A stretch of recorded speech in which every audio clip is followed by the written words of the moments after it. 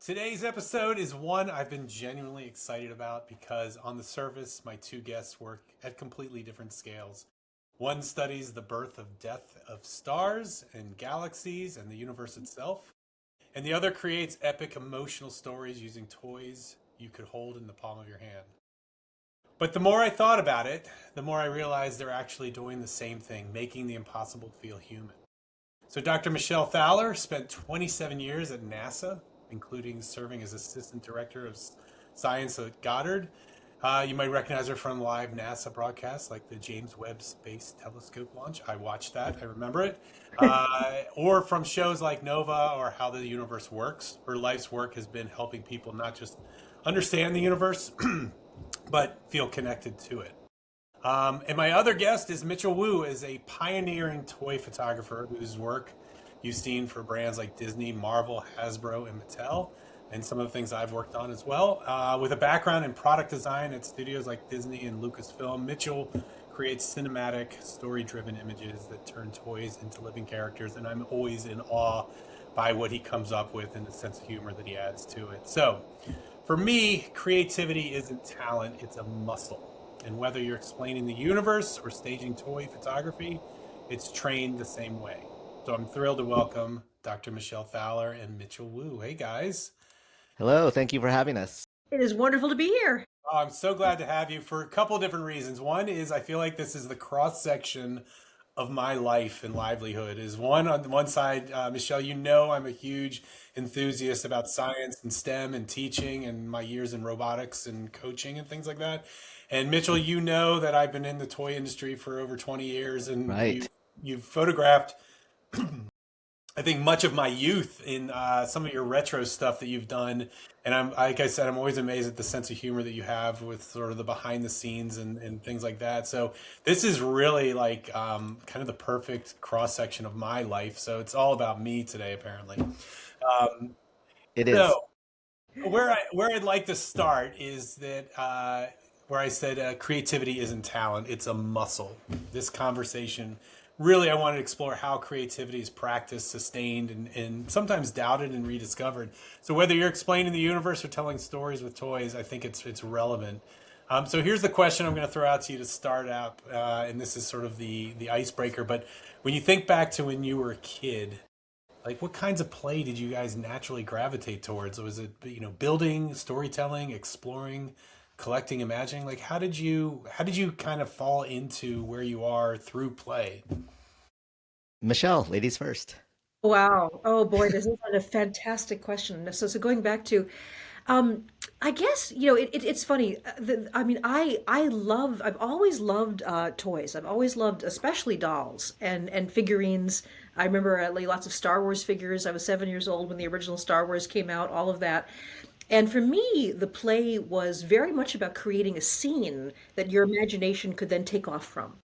So, I mean, I remember being kind of frustrated when my mother would like I would invite her sometimes to play dolls with me. And she would like have the doll going, "Hello, how are you?" "Well, I'm fine." And no, no, no, no, no, no, no, no. What you do is you set the stage, and you set a scene with your dolls, or with other toys, and then you let your imagination put yourself in there. And what are they saying? What are they doing? What situation are they in? So, I mean, I think that I mean, certainly I was a bit of a solitary kid. I mean, I wasn't really actively bullied, but I wasn't really necessarily welcomed into some of the socializations that other kids had.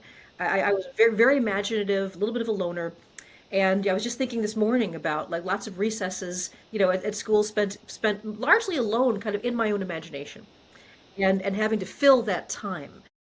So that's kind of how I got started. Is a little bit out of loneliness, certainly in a day before there was a lot of digital stimulation, and having to create these things myself. That's kind of how I got started. I think it's amazing that it was Star Wars that you picked, and now you're an astrophysicist and playing with real stars. But like it sort of makes me sad but happy that you tell that story in the sense of you felt like that was your out, that was your way of like experiencing creativity and fun and building friendships. Absolutely. I didn't have a lot of close friends. So like I said, it's in some ways a very happy childhood. It's not really a sad story, but again, Not my mom was rather bemused. I mean, she didn't really shame me, but there was a little bit of embarrassment in it because she would watch me try to socialize with the other girls. Yeah. And she would be, I mean, if they were doing something I was interested in, I would collaborate with them. I was always very kind. I always tried to make sure I knew, I like can like see who was on that. the outside, whether they needed to be, invited in. But then when they were doing something I wasn't interested in, I would just go off somewhere and do my own thing. And my mom was like, Phase what are out. you doing? Yeah. Yeah, they're not supposed to do that. You're supposed to be more in your social group. So Uh-huh. yeah, there's people have different minds, different ways that they imagine, and I think part of it is just realizing there's no right way to do it. Yeah. And so I still create, with toys, scenes. I still collect dolls. I still create big villages with Halloween miniatures. Trying to create scenes to put myself into. No, it's wonderful. Like, yeah, I totally get that. When I wasn't interested, I literally just zoned out too. I like was like, yeah, I'm moving on. So you and I would have been great friends, I think, in that I think sense. so. Yes, yes, sort of the loners. Yeah. I still do that as an Do you? adult. Yeah. Yeah. Yeah. Yeah. I do that at family gatherings mostly. Exactly. Yeah. Exactly. So Mitchell, we should say. So, well, how did you get started with the Yeah. imagine? I was a really, well, you spoke about bullied, being not being bullied. I was bullied a lot when I was a kid because I had two older brothers. Yeah. Right there with you. Yeah. Yeah, and I remember my oldest brother, he was like he wrestled for the high school team and he was really quite good. And I would just dread when he'd come home and he'd say, "Hey Mitch, come here. I want to show you a new move I learned at school today." Oh, Yeah, not good. Anyway, typical boy growing up in the 60s and 70s. Obviously, we had no electronic games. I remember the first electronic game that my folks bought me was Pong, and I thought that was so amazing. And that was so basic. It looked like a couple of pixels bouncing back and forth, and that was yeah. about it. But Exactly. yeah, I grew up in a house with a really nice backyard. It had a lot of trees. My best friend at the time lived down the street and around the corner and up the street, like maybe four or five houses. And I could literally get to his house in the trees without touching the ground. And I love that. We like lived in the trees. And when we weren't in the trees, we were just playing in dirt, in the backyard and just playing with whatever toys we had. I remember having some GI Joes. There was a toy which I still have. It's a character called Major Matson, and it's like he was an astronaut, and he had some other astronaut buddies, and he had a spaceship. And oh man, I love Major Matson. So cool. But yeah, I mean, Michelle and I have kind of some things in common in that we used to take road trips in station wagons, and we both have really great memories of being in you call it the way back, right? Yeah. Backwards, right? Yeah, the, What the way the way back at the station wagon. I mean, so where all the exactly? luggage was supposed to go, there are no seat belts, there are no safety Exactly. devices inside. And it was a In place to 70s, imagine and yeah, create. You and the It was spare just really tire a place basically to looking imagine and at create. traffic coming in. Yeah. Yeah, so I mean, everything back then fueled my imagination. So what amazes me about, and I still remember this, and I especially see it in other kids now, you could be so involved in your head playing with toys and creating, make believe and amazing stories in your head. And then, your mom or dad or a teacher or whoever it is could all of a sudden say, "Hey, Mitch, get over here. You forgot to clean the table after you ate." And so you pop out of that imaginary world and you go and clean the table and, put it to the sink. And then all of a sudden you're back at your toys and you just immediately go back into that world that you created in your head. And that's something that I think is completely unique and amazing about children, that they are able to do that at a moment's notice, go in and out of these worlds without even thinking, without a moment's notice. And that's something that, most people lose when they get older, but it's pretty crazy to watch kids play if you ever really just sit and watch them. Do you feel like you've kept that sort of element, each of you, like that you can still pop into that imaginary world in your head? I don't think it comes as natural, at least before toy photography. It didn't come as natural to me as it did when I was a kid. I hadn't played with toys since I was a kid. Was really not interested. As adults, you tend to get your different kinds of toys. But when I started doing toy photography, that's when I started getting exposed to toys again and really trying to tap into that little kid that would help me tell the stories that I tell right now with the toys. So yeah, it went away. Now it's a lot closer than it was. Yeah. It's funny the way you both talk about sort of kind of going into that imaginary world as a kid. They would call that daydreaming, right? As Yes. kids, and I could see that. I did it all the time. I remember very well not like focusing in school and sort of like zoning out and to my own world. But I saw that in my son in a different way though when he was growing up and he was involved in, he just sort of he was a real smart kid, very cerebral, and he would just sort of go off into these worlds and and I was always like, where is he going, man? What's happening? You're missing what's going on. But it was like a great way to foster that creativity. I felt it was sort of like, world building, in other words. I know for me, high school especially, well, I mean, probably a lot of school was sort of an exercise in boredom management and not having enough stimulation. Yeah. And again, I mean, nothing against my wonderful teachers. I mean, I went to a big public school, and they just didn't have time to give every child, a huge amount of Yeah. Yeah. individual attention and all of that. And sure, I mean, a lot of times the subject matter just wasn't very interesting, wasn't stimulating enough. And so you start the day, sitting in your desk, and being still, which is something that didn't come naturally to me. And you've got to find somewhere to go. Yeah. I mean, it becomes kind of a survival mechanism. And I mean, in my case, I had very, very active imaginary friends that I could talk to, that I could walk with. They actually stayed in my life pretty much up until my late 30s. Yeah. Where I had these very, very present personalities that I could pull up and I could talk to and bounce ideas off. And I mean, luckily for me, my imaginary friends were very kind and gentle and encouraging. These were not like voices in your head. Not the evil ones that are like attacking me daily. Exactly. They usually took the form of whatever science fiction character I had a crush on at the time. I think for the longest time it was Doctor Who. Oh, A couple different which incarnations of Doctor Who. generation? I was gonna say which one. Yeah, yeah. So I mean, a long time it was Tom Baker with a long scarf. In fact, I think let's see if I go over here, you can see there's still my Tom Oh, Baker. there it is. Yeah. Tom Baker himself, the actor, actually liked that scarf. I've met the actor a couple times, and but so it was Luke Skywalker, I mean, and but I mean, there was always someone to talk to in your own head, and somebody Yeah. you could have that conversation with. And when you were thinking about a whole day to get through, day after day at school, which was going to be a bit of an ordeal. Imagination became something that you escaped to survive. I mean, to keep Yeah. yourself kind of sane. But I always imagine you as a good student, though. Like, I mean, you don't get to where you went and what you've done with your career to not be a good student. How did you balance that, like zoning out or the imagination and creativity with practical grades in science and things like that? Yeah, well, I certainly wanted to please. I mean, I was definitely a pleasing kid. I mean, most people that, are kind of considered overachievers are. I wanted my teachers to like me. I wanted to get the approval, all of that. So that was important to me. I mean, I think honestly, the best education for me, because I was very driven by curiosity. I mean, they could have just like put me loose in a natural history museum. Like we live near Chicago. It's like go to the Field Museum. There are teachers stationed at every room if you have questions or to point out what you might want to learn, and just let me at it. I couldn't stop myself. I was so curious. And you say I was a good student, and I was. The interesting thing, though, is that the subject matter that I chose to specialize in was not the place I got good grades. I got particularly good grades in the arts and literature, history. Science and math, I never got good grades all the way back to grade school. I never was a particularly high performer. And I think that's Interesting. one That of, is one of crazy. Come on, man. one of the big misconceptions in life. I mean, this is a biggie, Yeah. is that you should do what you seem to be naturally most easily good at.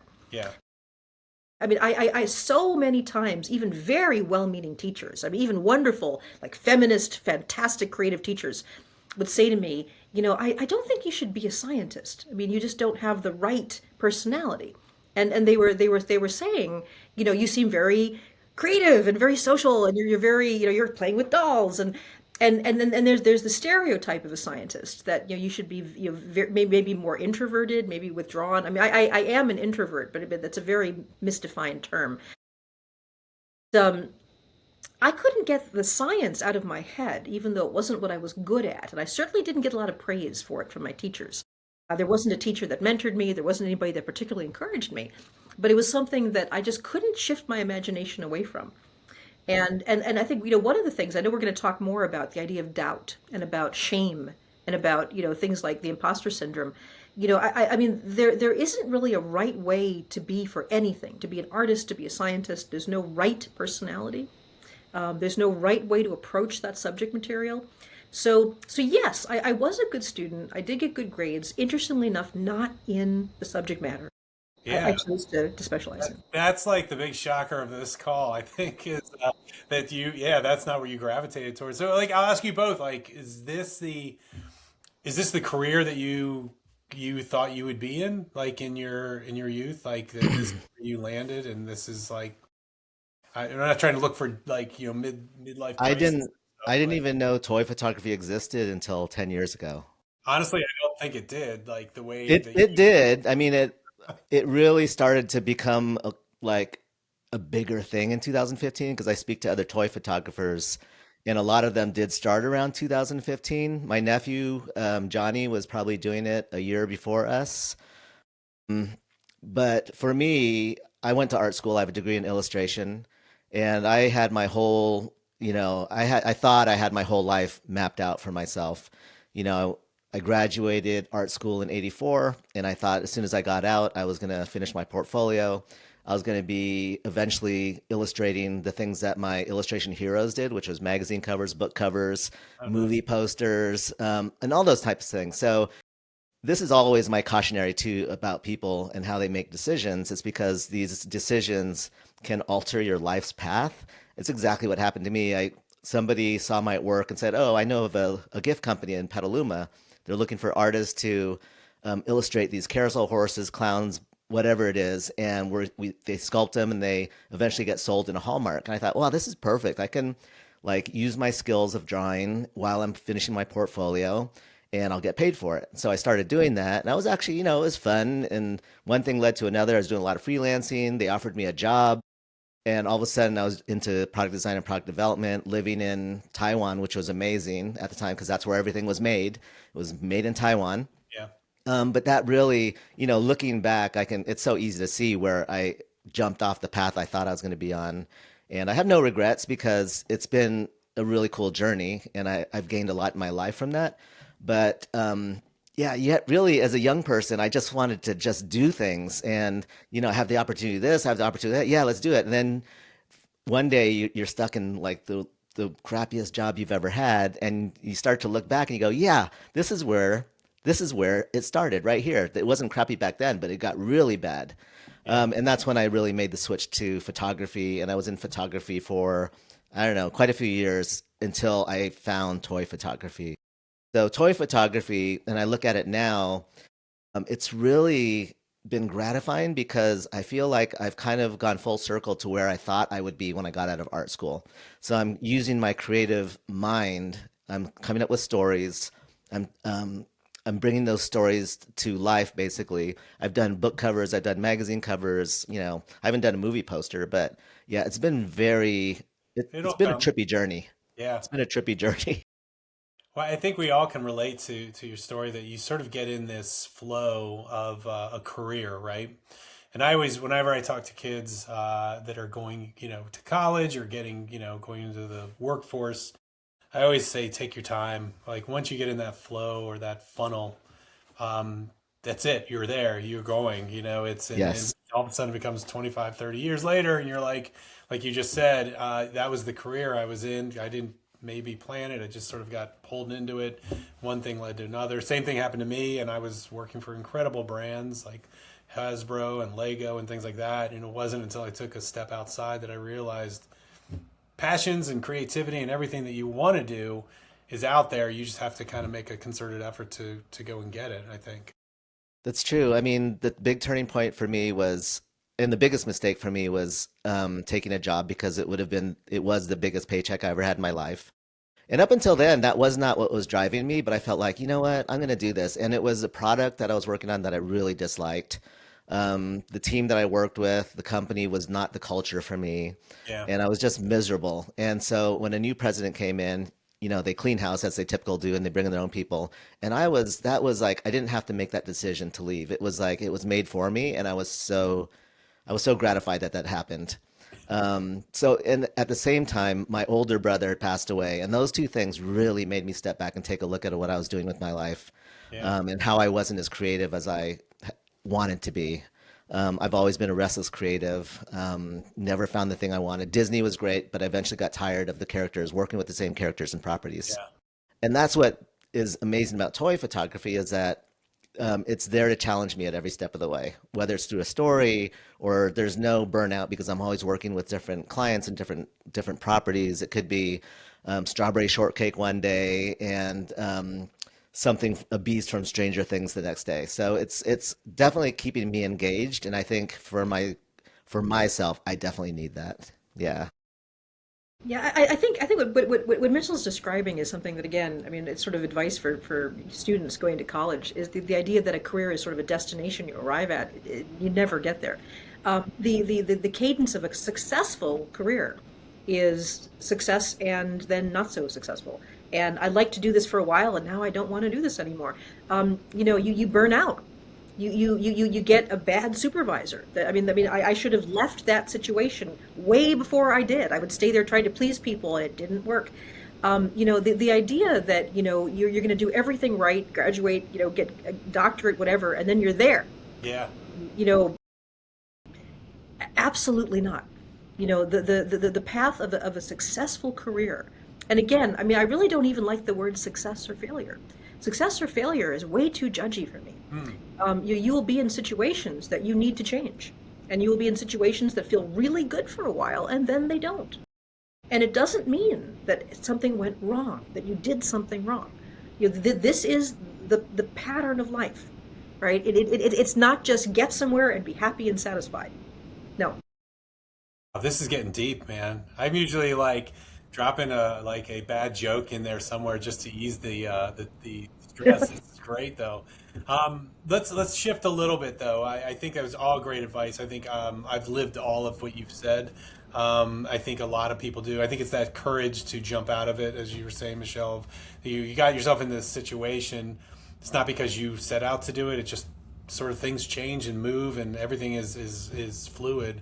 But I really want to get into creative energy and talk about, what gets you excited. You both have come at creativity, I think, from different angles, and but you still have that sort of similar basis. I think the fact that you both love imagination, you love storytelling through pictures, through ideas, and things like that. But how do you reliably ignite or reignite sometimes creative energy, especially if you're feeling stuck? So it's a good sort of dovetail from what we were just talking about. If you do feel stuck or tired or uninspired, like what do you do for yourselves, or how do you approach trying to get that energy back, that creative energy? I'll start with Michelle. I'll let you go with that one. Oh, wow. One of the things that I'm actually really proud of at NASA and the career in NASA was how creativity was really valued, and I think I'm trying to think of the right word. I mean, curated, right? Like a curator of a museum, you can put effort into creating creative environments and sustaining them. And this isn't something that just happens, it happens without effort. It's something you can do. You mentioned it's a muscle. And, a lot of the things that I thought were just kind of mind-blowing at NASA were that there's a big recognition that people have different kinds of creativity, and that all of those are needed to bring a mission. I mean, you're trying to do the impossible. It's like, let's go out and see if we can measure the first light that was ever emitted by the universe. About 400,000 years after the Big Bang, the first light ever began to shine. Let's measure it. And the things that sound impossible, and things that are right at the hairy edge of what the technology can do. And so you need people to really be thinking creatively. Yeah. And so it may surprise you to know that when we think of a new mission at NASA, like let's say that there's a sort of a scientific there's kind of a scientific priority to say, let's make a new mission to Mars, and we want to find evidence of life on Mars or whatever. There are different teams that actually there are teams that are actually put in environments with lots of toys and beanbag chairs and bright colored walls, and the idea is, give us ideas. Take a break and play with Legos for a while, and keep your mind active. And how could we measure this? How could we make a mission to Mars? And their part of the team is just the initial ideas. Then you take it to teams whose real expertise and pleasure, hopefully, is how do we implement this? How do we actually build this? How do we manage this? How do we create this team? And then there are the people that are the better finishers, the people that actually integrate and test at the end. That was what my husband specialized in.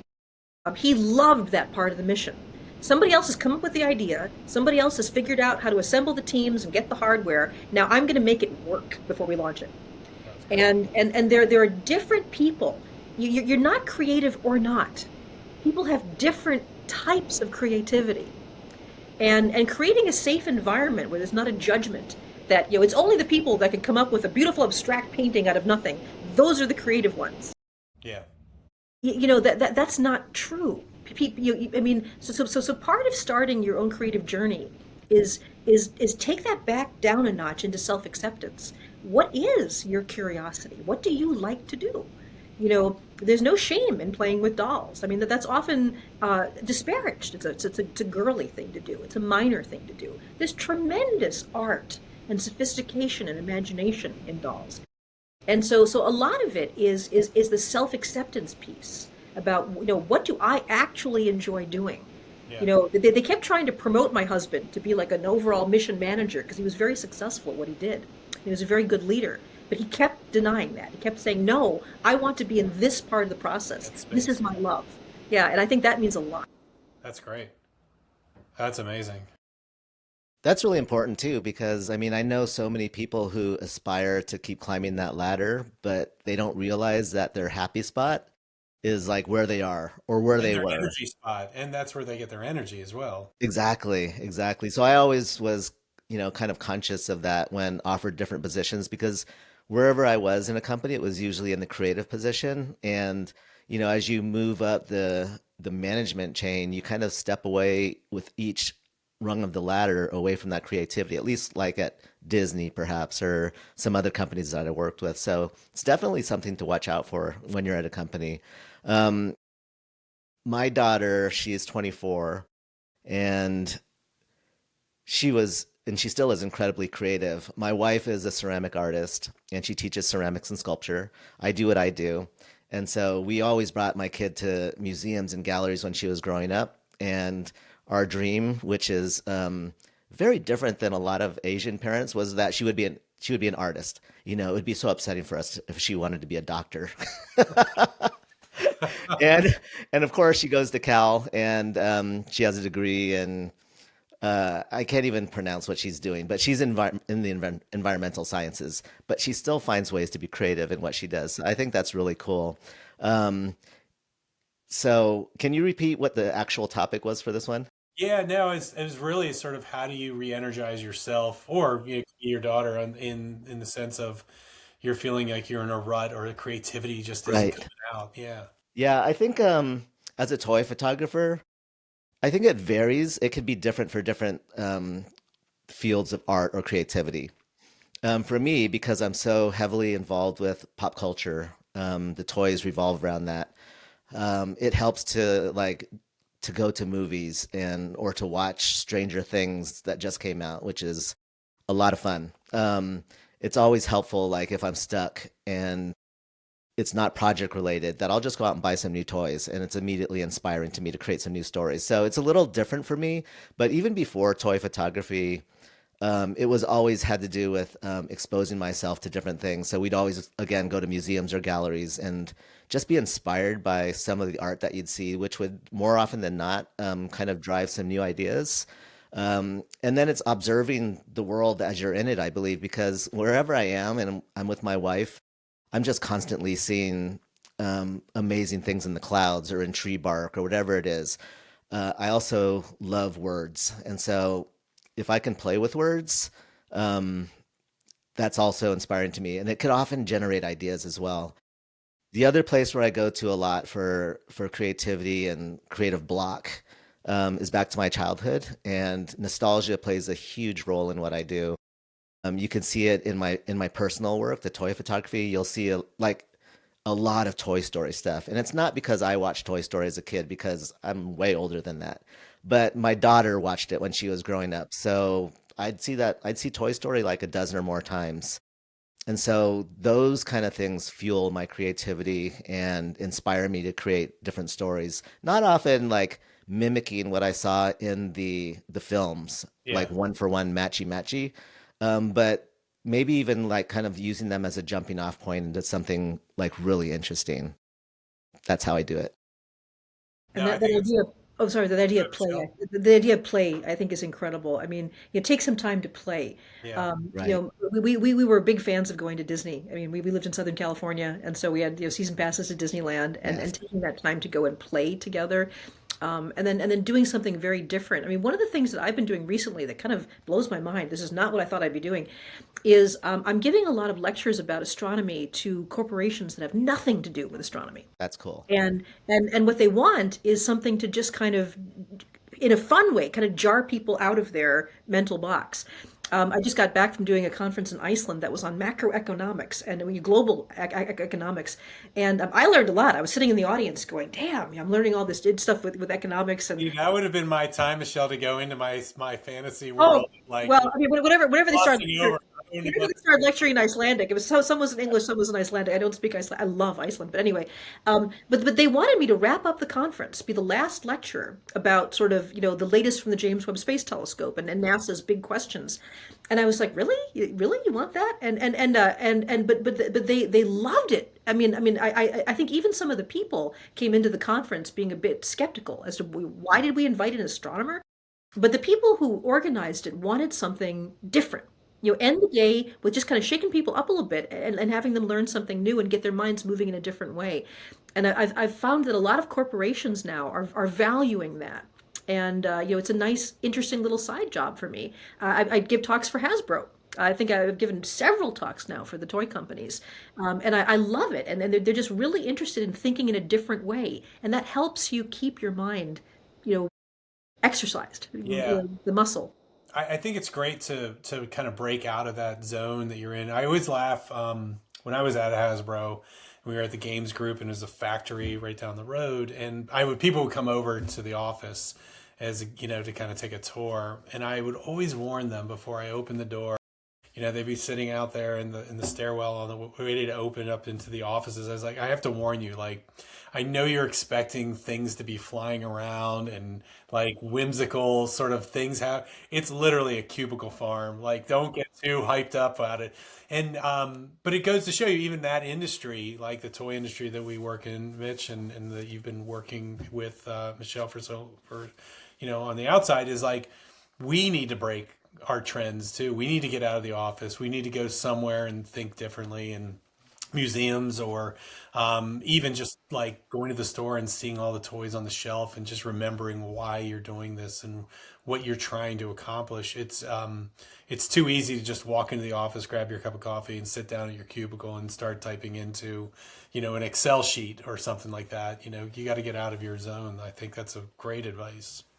Yeah, to like your point and Michelle's, that whole ZBrush presentation that I did, it's like I don't sculpt. I mean, I have, but usually in clay. Yeah. And they're all about digital sculpting. And so it was like they wanted to bring me in because they wanted to kind of remind the people using ZBrush of what people will do with like their work is not the final stop in the line.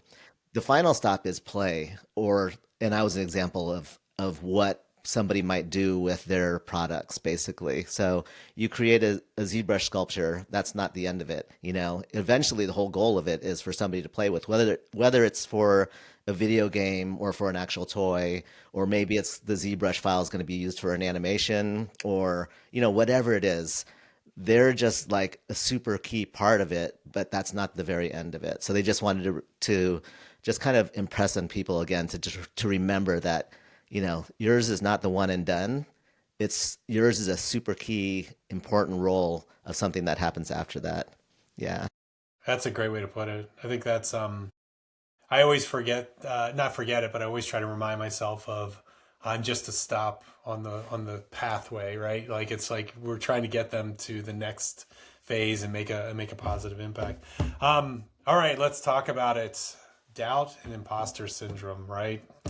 I'm actually quite infatuated with this subject, to believe it or not, in a way that I always look at my own self as sort of an example. And everyone's got these demons in their head. There's voices telling them, it's not you, or why you, and who are you to think you could do this, or just doubt it. And even in the conversations like having these with you and other people who are super talented folks, people that are just making an impact on the world around them and doing the things that they love, I'm like, who are you to talk to these people at times, right? It's like it's that sort of imposter syndrome, and I've come to learn that everybody deals with it, even the most. Michelle, I know you don't like the term successful people, but the people that you feel like they got it, they know it, they're doing great, they're killing it. They even have that doubt. It's like, have you guys ever, like, I'm asking, it's a dumb question. Have you ever had imposter syndrome or self-doubt? When do you not? This is again, it's one of these secrets of life. Like the cadence of success and failure. It's like breathing. It's never. I'm never without it. Let's put it Yeah. that way. The idea that I shouldn't be doing this, why am I the one up here doing this? That wasn't a good enough idea to say in a meeting. I don't belong here. That is a constant cadence in my life. It never goes away. So what do you do to battle it? Like, how do you like beat it back, or just, No, I don't think you can beat it back. I think that the thing that I think we all need to do is normalize it. I mean, like so many things in life. You tell a child that that is actually what living inside a human brain feels like for almost everybody. that's There cool. may be people that have some natural, incredibly strong confidence. We may call them psychopaths. It may not be the best way to live your life. The idea that something is wrong in that you shouldn't be feeling that way. That gets dangerous because now you've added shame to it. And so what it feels like in a human mind is this. You will feel like you don't belong here, and that maybe this isn't, you're not good enough to be here, and why should you contribute? And so part of being like a science manager and trying to manage really creative independent people is making a safe place for those thoughts. Don't push them away. Don't try to claw your way over them. You know, welcome them, give them a cup of hot chocolate, sit them beside you, and ask them just to maybe just take a little break. It's like, I acknowledge you, I respect you. This is part of being a social primate that we are. So it's not going away. And so what you can do is again, really that sort of radical acceptance, not just of yourself but of others. I would make a real point to make sure that everybody on the team had input, even if they didn't really want to. Like there would be some very assertive people at a meeting, all kinds of ideas, and there are people that are the quieter ones and hang back. And that is the right way for them to act. There's not a right and a wrong way. And so as a manager, you seek out those people, over a cup of coffee, or take a walk with me, and please tell me what you thought. And not in an aggressive way, but I would really like to know, because you're a valued member of the team. And even if you don't think it's worthwhile, just give me some impression. And it's in those side conversations I have found some incredible ideas that helped solve problems, ideas that really should have been on the table, but the person didn't have that type of response. And again, it's not the right or wrong response. And Right. so as a person who's managing really creative people, giving everyone their individual safe way to contribute and not judging it. Yeah. You should have been more assertive. You should have been more confident. Um, that's not going to help when you're No. trying to solve problems that nobody else has ever solved. You And I know, actually, to piggyback on that, I actually think it's the leader's issue on that self doubt. Is that you've put them in a position or in creating an environment where they don't feel that comfortable. And now you're saying, I love how, like, take them aside, buy them a cup of coffee, and find ways of bringing that out if they can't do it in front of people or in other elements. Yeah. and this wasn't my idea. This was something I learned at NASA. This was part of our management training. And one of the things that NASA takes very seriously, I have to say, is game theory. Yeah. The math of game theory says that the more inputs you get, the better outcome you're going to have. And the idea that there is one single best idea that is going to solve everything. It does, the math doesn't work that way.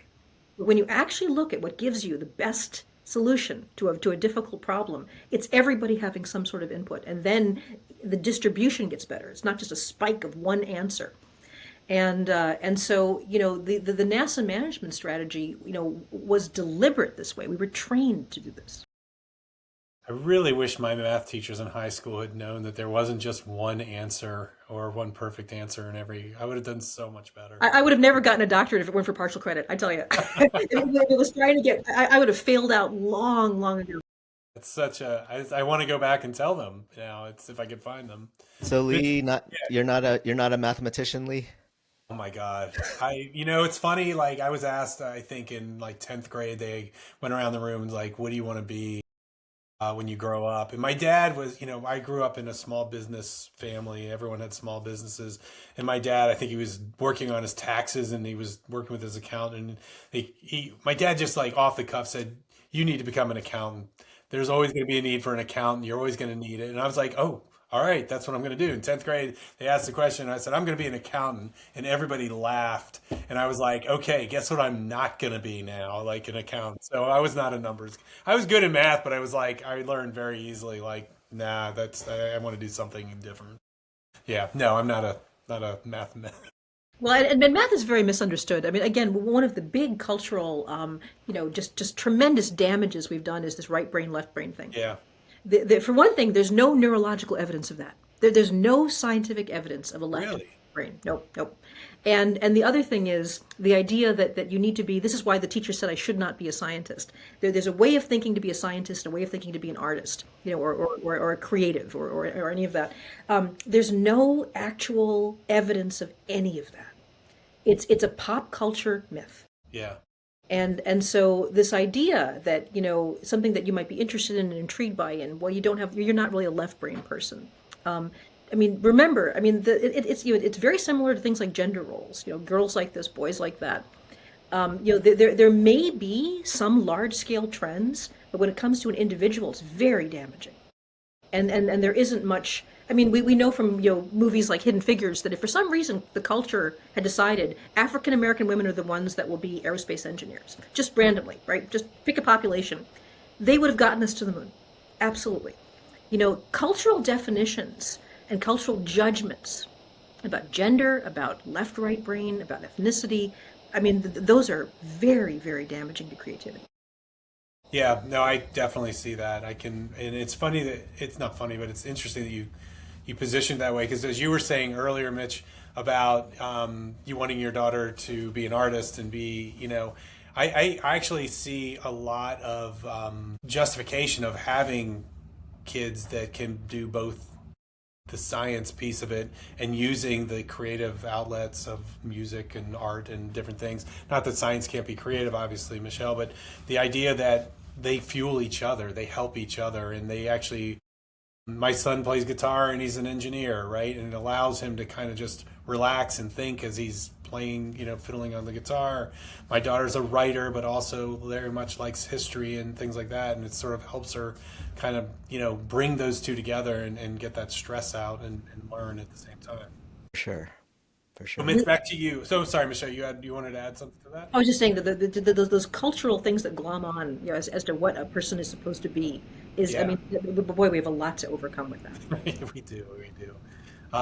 Mitch, I want to touch back on your self-doubt and your imposter syndrome because you changed careers like completely. Like what Correct. was Yeah. going through your head like through that whole process? No sense of like imposter syndrome when I first changed, just because I knew that it was something that I'd never done before, and I had no I had no like delusions that I was going to be a great photographer because I just remember getting my first DSLR. It was a Canon Rebel, and I was so excited. That was probably around 2005 or so, and I just was so excited. I went outside and took a bunch of photos and couldn't wait to get them back to my computer to see what I got. And every single one of them was blurry. So I knew at that point that, yeah, so there's actually, this is not like something that I'm just going to get right away. It's a learning Just room to process. grow, room to grow. Yes, and Yes. it's one of those cool things where like with everything that that the both of you do and I do, it's like you there's always more to learn. Like you never have learned it. You've never really mastered it. There's always more stuff to learn.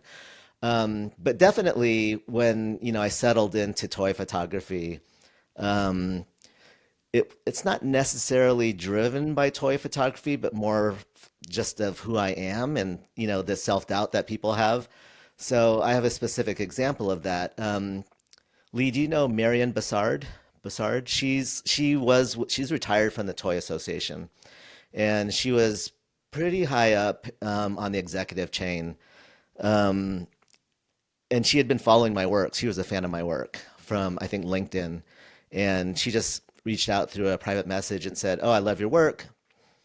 Toy Fair is coming up next February, and I'd love to bring you in to speak as well as exhibit your work."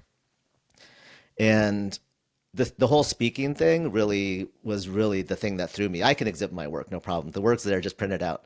The speaking thing in front of like a crowd of industry professionals was the kind of thing that I couldn't wrap my head around. And so literally, I didn't respond back to Marion. It was really bad. I didn't respond back to Marion for probably 3 months. And then, in this 3 months, I kept working in my head. Can I do it? Can I do it? I don't think I can do it. I should do it. And so finally, in my head, I thought, okay, I've always considered myself a risk taker in my career, which is evident by what I do, I think. And I finally emailed her back and I said, "I'm so sorry." I didn't even know if she'd respond to me because I basically, Blew her off for three I blew months. her off Yeah. because of my own insecurities. And so she was so warm, and she said, "Oh, I'm so glad you got back to me. Yes, let's move forward." And literally the 3 or 4 months leading up to Toy Fair in February was to this date was the hardest I've ever worked on anything in my life because I was working on the speech, I was working on the things to exhibit. I had a collaboration with Schleich Toys, where they were gonna have a booth in the center of the Javits Convention Center, and I was gonna set up like a little studio to show people how I did what I did. Also at the same time, Marvel, Disney Plus and Marvel, they contacted me to be a part of this documentary called Marvel 616. And it's very similar to what I said with ZBrush. They wanted it, so they had episodes on different things that Marvel influenced in culture. One of them was the toys, obviously comics, and then the cartoons and whatnot. And my episode was on the toys. And specifically, they went to Hasbro. They talked to Hasbro and showed the process. They went to Funko. They did the same thing, showed the process. But they wanted somebody to represent the fan side of the toys, and that's where I was brought in, almost very much like ZBrush.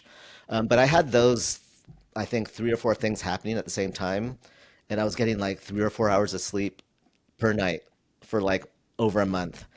And Because of working hard, or you were stressed out about it? it was both, but mostly Okay. just trying to work hard and Yeah. get the presentation set. And then, everything went great.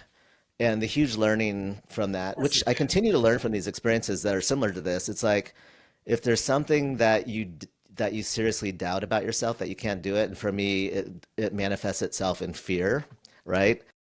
I'm one of those people that I need to face those fears, so that's why I committed to doing it. It took me a while to decide to do it, but once I did, and once I finished it, it opened up so many doors for me. So from this hesitation and fear to actually preparing and doing it led to so much personal and professional growth out of that experience. So I'm always advocating for people to really put yourself out there and take those risks, because if you don't, well, first of all, you'll never know what could have happened. And for me, that's kind of like that's kind of a killer for me. It's like like you don't want that question, what if, right? What if I would have done that, you Yeah. know? And so it's the same way with, I mean, I've done enough podcasts, so it was never a question for you, Lee. It's like, yeah, I'll do this. It sounds fun.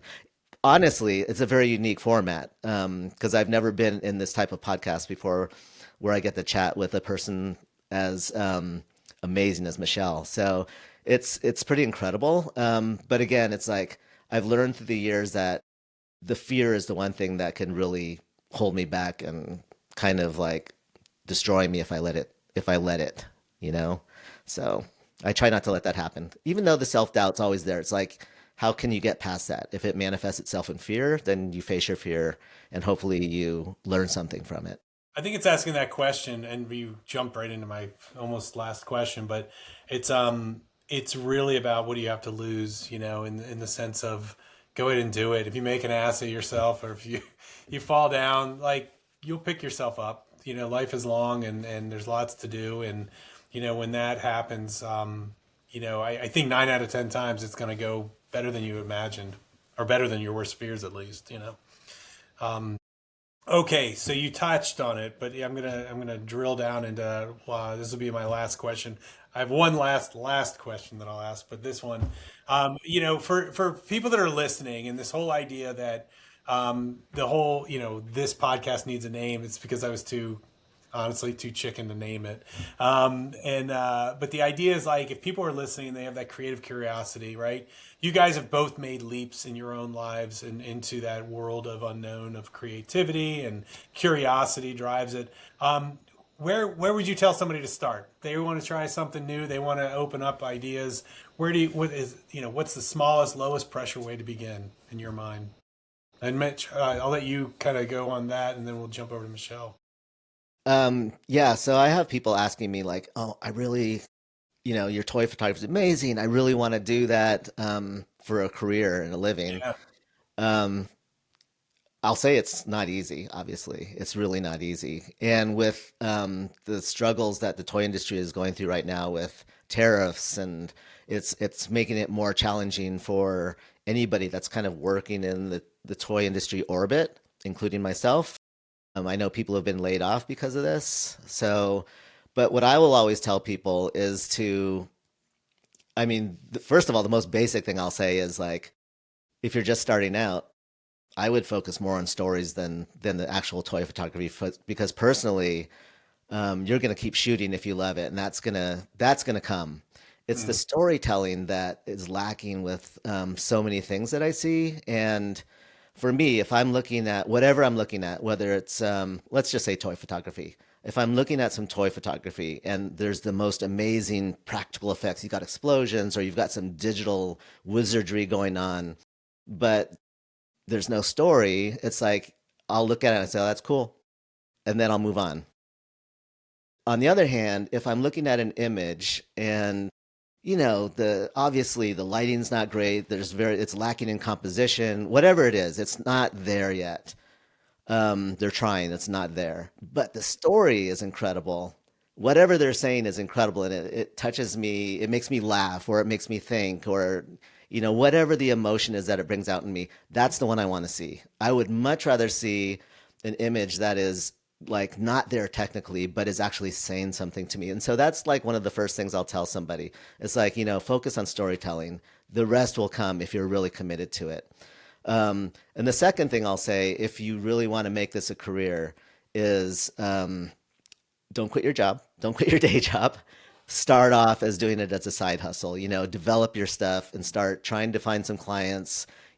Side hustle is really super. good Yeah, it's advice. super safe because you don't just want to quit your job and then all of a sudden it's like, oh my gosh, what did I do? So I mean, that's basically what I would have to say to Excellent. anybody. Yeah. Well, that's the one thing you two are brilliant at, honestly, is storytelling. I've seen Michelle, I've seen your videos and how you tell the story of the universe and explain things. You're so good at it. And Mitch, your photos, it would be easy enough just to take a picture of the Toy Story gang, right? Just standing around. But you have so much action of things splashing and dropping into it. There's so much behind it. It makes you laugh, and it sort of brings that story out. So, Michelle, what is your advice for newbies that want to get into curiosity and creativity, and like where do they start? Oh, I just want to fangirl Mitch a little bit because Mitch had this video about his toy photography, and you talk about telling a story. And the one that really got me was just the Kermit the Frog and his nephew, was it Robin? Oh, And yeah. they're playing in some lily pads, and immediately I was like, oh, what are they doing? What are they talking about? What's the story of that? I really can't process information if it's not part of a narrative, if it's not part of a story. And then that's the thing. I mean, people think of science wrongly. as being this collection of facts, or you need to know how to solve this equation. No, it's a story. It has to. I mean, everything is. I think that, again, I mean, becoming an astrophysicist does have a fairly well-known path. I mean, you get your doctorate, you do a postdoctoral research fellowship, you get I mean, there's sort of a path to it, and that's true. But my career did not go the way I thought it was going to be. I thought I would be more of just a traditional research scientist. I did not expect to get into science communication. And I think that one of the things that people might not know is that was very hard on my self-image, because that's considered, a more soft thing to do perhaps than being an aerospace engineer. I felt a lot of shame at that. It's also what I was best at. And and sort of having some honesty that maybe what you feel really comfortable doing and what you're good at, and what you want to like get up in the morning and do, even if you were to play. I mean, give yourself a day off. Play. Well, what is it you want to do? Do you want to get your dolls out? Do you want to go to a museum? Do you want to walk in the park? Do you want to go to a roller coaster? I mean, do you want to talk to someone? I mean, pay attention to what your own mind is telling you like to do. This, I mean, my career didn't go quite the direction that I thought it did, but I think it's better because of that. It's better when you listen to yourself and say, hey, this is where I fit into this big mission-oriented giant organization. I can do this thing, I think, really well. And normalizing that idea. I mean, Mitch just gave you this huge, wonderful gift talking about how he couldn't respond to an email for 3 months. This happens to me all the time. I don't know if I can do that. I don't know if that's the right thing for me to do. That frightens me. And my brain even kind of turns off. And it's like, I don't want to deal with that right now. I've got enough to deal with in my life. That push can sometimes feel a bit too far. And I think that so certainly, paying attention and also respecting how much you can handle in a day. There are times like, the 3 months before the toy conference, or, right before a launch, where you're working all out, you're getting a couple hours of sleep a day. You can't sustain that forever. At least I can't. Me neither. And and I think for me, to me, the big block in being creative for me is dialing back the shame and dialing back the self-judgment, and realizing that most people around you are reacting to stress the same way, or to challenges the same way. Maybe that can give you a little bit more of a foundation that we call courage or bravery. To realize that we're all in the same boat. So you live one life. Please come give us what you have. Give us the gifts that you have to bring.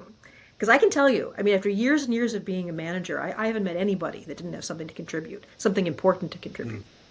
You already have that in you. It's done. You're breathing. End of story. So now, where can you fit in? Yeah. And how can you? Just like Mitch was saying, the thing that I really don't like is when people say, oh, I've made the wrong decision. I shouldn't have gone into science. I'm going to stop that, and I'm going to go into archaeology instead. And they don't try to bring what they've already learned, even if it didn't lead where they wanted it to go. They don't want to bring it with them. Everything you've learned is going to contribute to what goes forward. And so even if you don't end up being, a PhD research scientist, the experience you've had in science is going to inform and enrich what comes in your career from now on, no matter where you go. There's nothing that's wasted. No, I completely agree. I think everybody has transferable skills, and to leave them behind, like you said, that's such a shame. Like, you should definitely bring it. Like, I think everybody, your whole life, everything you bring with you is that experience and that knowledge base, and that helps drive the curiosity. So, man, we have gone like over. Wow, guys, like this was the easiest conversation ever. You guys are terrific. Here's the last question. This is the hardest question. I need a name for this podcast. So you guys got to each give me a podcast name. Something. Doesn't have to be amazing. It can just be Creativity Clinic.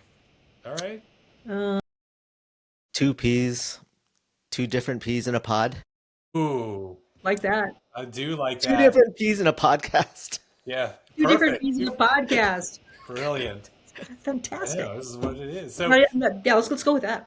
you guys are fantastic. Honestly, That's I fun. knew this was going to be great because you guys, again, are just so easy to talk to, and you have so much great sort of fodder for the conversation. So I really appreciate it. Thank you, Mitch. Thank you, Michelle, for being on. This podcast needs a name, maybe soon to be two P's in a podcast. Who knows? I got to come up with a whole new logo, but maybe you guys can help me with that too. I appreciate it, guys. Thank you so much.